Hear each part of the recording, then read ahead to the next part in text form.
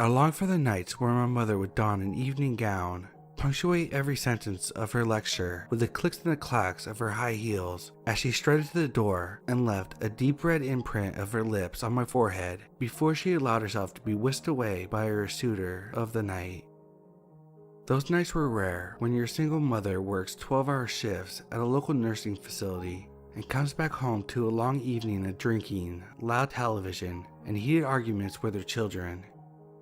This night was better than all the others because the universe had aligned the plans of everyone in our household to collide, leaving me behind for at least 5 hours worth of quiet alone time, something I rarely got.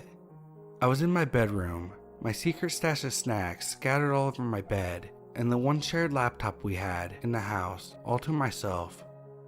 I didn't know what I wanted to do first. Watch a movie? Sing along to karaoke songs on YouTube? Have a one-woman dance party? I settled upon watching a scary movie and turned off all the lights to set the mood. I was barely past the 30-minute mark when I heard a distant sound of snickering.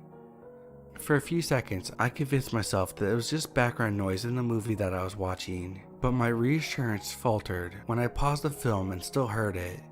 I was frozen in place. I didn't know what to do. I just waited for something to happen, but nothing did. I slowly shifted my position. The bed frame creaked under my weight as I did so. I planted both feet on the ground and paused for a few minutes.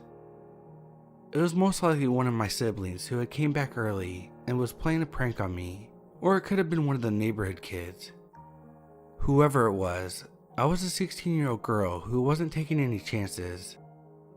I finally had the mind to scan the room for anything that I could use to defend myself.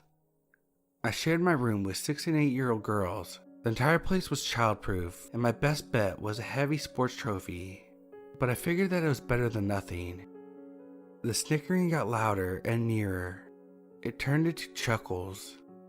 I didn't know whether I wanted to wait in here until I was found, or to do the finding myself. I took another long, hard look at the trophy in my hands and decided to wait.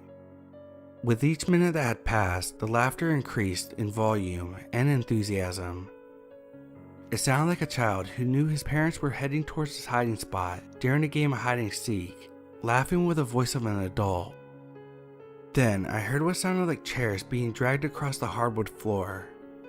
It didn't sound like it was with much purpose other than to clear them out of the way. A slippery, slobbery, wet noise followed suit. It sounded familiar, yet it wasn't one that I had particularly heard before. Whoever was in the kitchen was slamming, ripping apart and mushing whatever it had in its hands. I heard squishes and squeals, and I could only assume it was some sick psychopath with a fetish of breaking into houses and mutilating large animals. Whatever it was, he was laughing throughout. I was terrified. There was this stranger in my kitchen laughing manically as he seemingly prepared himself a snack on the counter. There was an intruder in the downstairs of my house, the place where I had left my cell phone. I turned around to look at my laptop, wondering if the police would be able to respond to emails. I decided to give it a try anyways, and tiptoed back to my bed. My trembling fingers struggled to type slowly and quietly, but I eventually managed to send an email and post for help on social media. An excruciating 7 minutes passed until I heard someone pull up in the driveway. It didn't sound like the police though.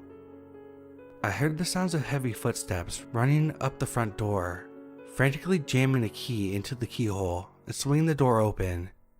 The laughter stopped for a brief second before it turned back into a roaring guffaw.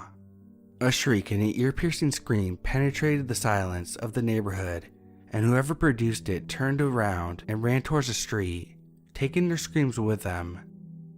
The manic laughter followed suit, and I finally dared to run to my bedroom window. I saw my sister running down the street while screaming, trying to attract as much attention as she could. By the looks of it, she was succeeding. Running in the opposite direction was a naked man covered in a massive amount of blood that I had only seen before on television.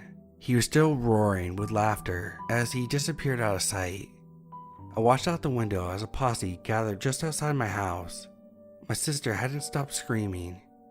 I realized that she wasn't trying to attract attention, but she was actually hysterical, and I did not want to go downstairs to greet whatever had brought my sister to such a state. The crowd grew larger as flashing red and blue lights arrived and the footsteps stormed into my house. I heard curses and wretches downstairs before someone finally called out. All I could manage to produce at first was a squeak.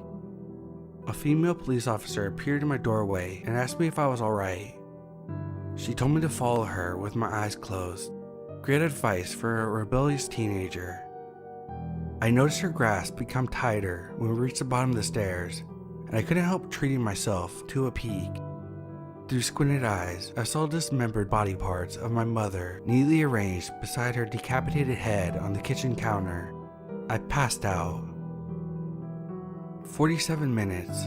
That's how long I spent listening to my mother being torn into, ripped apart, mutilated, and eaten. The person responsible for that ran straight to his nursing facility, straight to his bedroom, and straight into bed. He laughed as they restrained him to his bed. He laughed as he was taken away in cuffs. He laughed as he was locked up in a cell. He laughed as he made eye contact with me in the courtroom as his sentence was being announced.